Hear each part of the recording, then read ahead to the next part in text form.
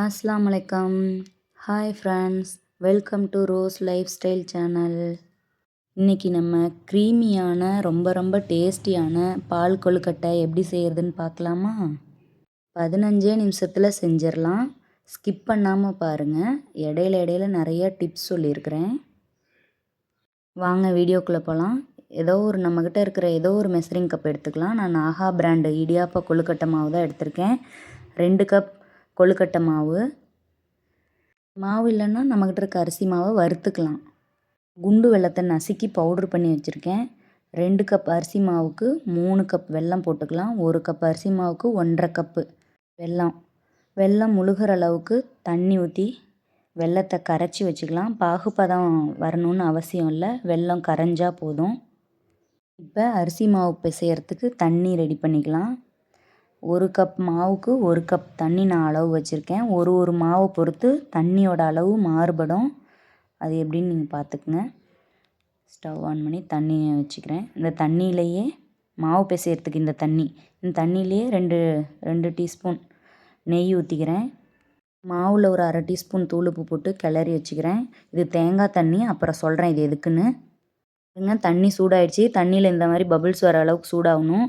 இது கொஞ்சம் கொஞ்சமாக ஊற்றி மாவை சூடாக இருக்கும், பார்த்து பிசைங்க. அதனால் நான் ஒரு கரண்டி வச்சு கிண்டிக்கிறேன். கொஞ்சம் கொஞ்சமாக ஊற்றி கிளறிக்கணும்.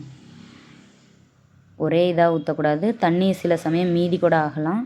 மாவு சூடாக இருக்குது, அப்படியே கொஞ்சம் நேரம் ஆறட்டும். வெல்லத்தில் தண்ணி ஊற்றி வச்சுருந்தோம்ல, வெல்லம் கரைஞ்சிருச்சு பாருங்கள். அடுப்பு ஆஃப் பண்ணிக்கலாம். மாவு ஆறிடுச்சு. இந்த பதத்துக்கு பிசைஞ்சு வச்சுக்கலாம். ஒரு தேங்காய் உடச்சி கீறி தேங்காய் பால், தண்ணி ஊற்றாத திக்கான தேங்காய் பால், இந்த மாதிரி துணியில் ஊற்றி திக்கான தேங்காய் பால் எடுத்துக்கிட்டேன். தேங்காய் தண்ணி எடுத்து வச்சுருந்தேன்ல, அதை ஊற்றி அடுத்து 2வது தேங்காய் பால் எடுத்துக்கிட்டேன். துருவின தேங்காய் பால், ஏலக்காய் தூள் எல்லாம் ரெடியாக எடுத்து வச்சுக்கிட்டேன். ஸ்டவ் ஆன் பண்ணி கடாயை வச்சு இதில் அந்த மாவில் சின்ன சின்ன உருண்டைகளாக தேவையான அளவு உருண்டை போட்டு வச்சுருக்கேன். அந்த உருண்டை வேகிறதுக்கு நம்ம தண்ணி வச்சுக்கலாம். தேவையான அளவு நம்ம தண்ணி வச்சுக்கலாம். நான் 4 கப் தண்ணி வச்சுக்கிறேன். இந்த தண்ணி நல்லா பபுள்ஸ்லாம் வர வரைக்கும் கொதிக்கணும். இந்த கொதிச்சிருச்சு. தண்ணி நல்லா கொதிச்சதுக்கப்புறம் தான் இந்த உருண்டைகளை போடணும், இல்லைன்னா கரைஞ்சிரும். நமக்கு பிடிச்ச எந்த ஷேப்பில் வேணாலும் உருண்டைகளை போட்டுக்கலாம். கரண்டி உடனே போடக்கூடாது, உருண்டை கரைஞ்சிரும்.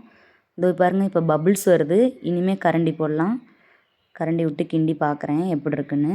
இங்கே பாருங்கள், அழகாக இருக்குது பாலுங்கள்லாம். இந்த தண்ணியில் 5 நிமிஷம் வெந்திருக்கும். வெந்துருச்சான்னு பார்க்கலாம். பாருங்கள், வெந்துருச்சு சூப்பராக. இப்போ கரைச்சி வச்சுருக்கோம்ல, அந்த வெல்லத்தை வடிகட்டி ஊற்றிக்கலாம். வெல்லத்தில் தூசிங்க இருக்கும், அதனால் வடிகட்டுறேன். பாருங்கள், வெல்லத்தில் தூசு மண். இதுதான் முக்கியமான ஸ்டெப்பு. இந்த கொழுக்கட்டை மாவு கொஞ்சமாக எடுத்து தண்ணியில் கரைச்சி ஊற்றிக்கிறேன். இது ஊற்றுறதுனால நல்லா அந்த க்ரீமியான கன்சிஸ்டன்சி வரும். தேவையான அளவு கொஞ்சம் உப்பு போட்டுக்கிறேன். எந்த ஸ்வீட்டாக இருந்தாலும் கொஞ்சம் உப்பு போடணும். இது ஏலக்காய் தூள் போட்டுக்கலாம். துருவின தேங்காய் போட்டுக்கலாம். அவ்வளோதான், ரெடி. அடுப்பு ஆஃப் பண்ணிடலாம். ஆற நமக்கு தேவையான கன்சிஸ்டன்சி வந்துருச்சு பாருங்கள். மிகச்சுவையான பால் கொழுக்கட்டை பாருங்கள், ரெடி ஆகிடுச்சு. இதே மாதிரி நீங்களும் ட்ரை பண்ணிவிட்டு எப்படி இருந்துச்சுன்னு கமெண்ட் பாக்ஸில் கமெண்ட் பண்ணுங்கள். எங்கள் சேனலுக்கு ஃபஸ்ட் டைமாக வர்றீங்கன்னா சப்ஸ்கிரைப் பண்ணி சப்போர்ட் பண்ணுங்கள்.